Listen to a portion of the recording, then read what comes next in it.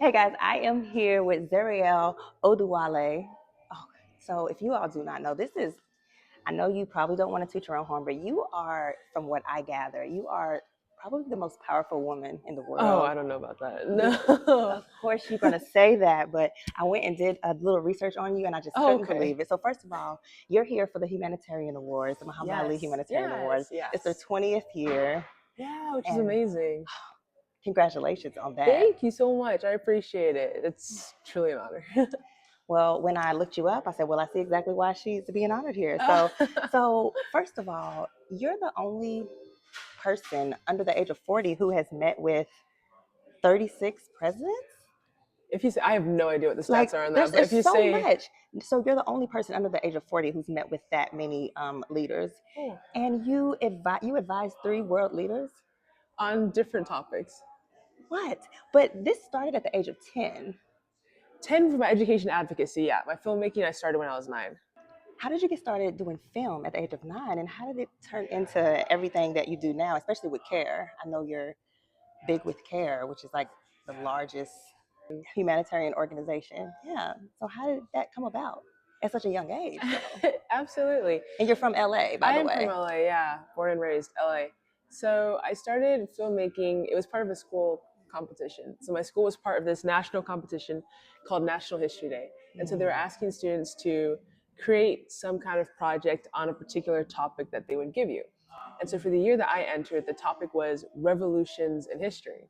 And I mean, the different things you could do, you could write an essay, which didn't sound exciting to me. Mm-mm. You could create your own website. Didn't have a lot of experience with that. You could put on like a play or a skit. And I was like a solo person, so I wasn't sure how I was gonna do like a whole one-woman show with that. And so the other option was filmmaking, to create a short documentary. And my family had like our home video camera I used with my siblings, making like home videos, music videos, and stuff like that. And so I decided to do the documentary route. So I did some research, and I always like to stand out from the rest of my peers and do something different. And so a lot Mm-hmm. of my peers were doing things on the American Revolution, the Industrial Revolution. There was like a Beatles revolution somewhere in there. And so I did vast research to figure out, okay, what's something that's not widely talked about? What's something that's going to be unique in this competition? Right. And so I did a lot of research, and I found out that the Ghana Revolution was actually one of the most successfully held on the African continent. And I was like, okay, that ticks the box. Revolution, it's not widely talked about, especially not in this competition. So that became my topic. And so to do the research, I had to actually go to Ghana to film some scenes there and meet with some primary sources. And literally while I was there shooting this documentary, I noticed a lot of kids out in the streets selling things, chasing down cars, and it was during normal school hours. And so I looked at it, I saw kids like just like me, and I for the first time understood this issue of out of school children and how it really is an issue in different countries. So I went back home from that competition. I continued the filmmaking, but that's kind of how my education advocacy first got started. That's my biggest area I focus on is education, also youth empowerment. And so when I came back home from that trip, I started brainstorming to think about things that I can do to tangibly try and make a difference. And so a year later, when I was 10 years old, I started my first education project. It was called Dream Up, Speak Up, Stand Up. Over 10 years later, now that's become the Dasusu Foundation. So DUSUSU is basically an acronym for Dream Up, Speak Up, Stand Up. Yeah. Okay. And so with that project, I do a couple of things. The first thing I do is I speak in schools. Speak to a lot of high school students, college students, and honestly students from across different age groups. And the biggest thing I try to do and show myself as an example of what you can do when you stay in school and get an education, and also how you're never too young to start. And you've got to have like big, big dreams of what you want to be doing with your life. And so that's kind of the message I try and share with youth when I speak to them. And then eventually, especially in countries where I would go and speak to students, and I realized that it wasn't always up to the students whether they got to go to school or not. Right? There's different issues that prevent kids from going to school in other countries. And so I started meeting with presidents and prime ministers to sit down and talk about things that can be done to try and improve the access to education that kids in their countries, especially in times when it's important, when girls didn't have access to school, to try to improve their access to education. And so that's where I've now sat down with over 36 presidents, prime ministers. So that would be people like the president of Egypt, president of South Sudan, president of Kenya, president of Ghana. And it started on the African continent, but it's now expanded. So I've done some work in the Caribbean region, like the prime minister of Jamaica, Prime Minister of St. Kitts and Nevis. I've done some work as well, meeting heads of state in the Pacific Island region, so like the Prime Minister of Fiji, Prime Minister of Samoa, and then a little bit of work in Europe with like the President of Malta and President of Croatia, mostly on youth development, those ones were. And so that's kind of how all this got started. Now with the foundation, it just allows us to build formal partnerships of which we can expand my education advocacy journey. And one of the marquee things that we do as a filmmaker, I started filmmaking. I was completely self-taught using Google and everything like that. Mm-hmm. And so I truly believe that anyone with the same opportunity can become a filmmaker. And so I started a basic filmmaking workshop with my foundation. And we go to different parts of the world. We've done it now in, I think, 8 countries or over 8 countries. So like Rwanda, Mexico. I've done it back home in LA. I've done it also in Mauritius. And basically, we're just teaching kids basic filmmaking, basic lighting, basic editing skills that they could use to tell their own stories, maybe even also make a living of it. So that workshop I started when I was 13 years old. That was before the foundation became a foundation. And from that first filmmaking workshop, actually, one of the young women who attended, she went out after attending the workshop. She borrowed a camera, she borrowed some money, and she made her first feature-length documentary.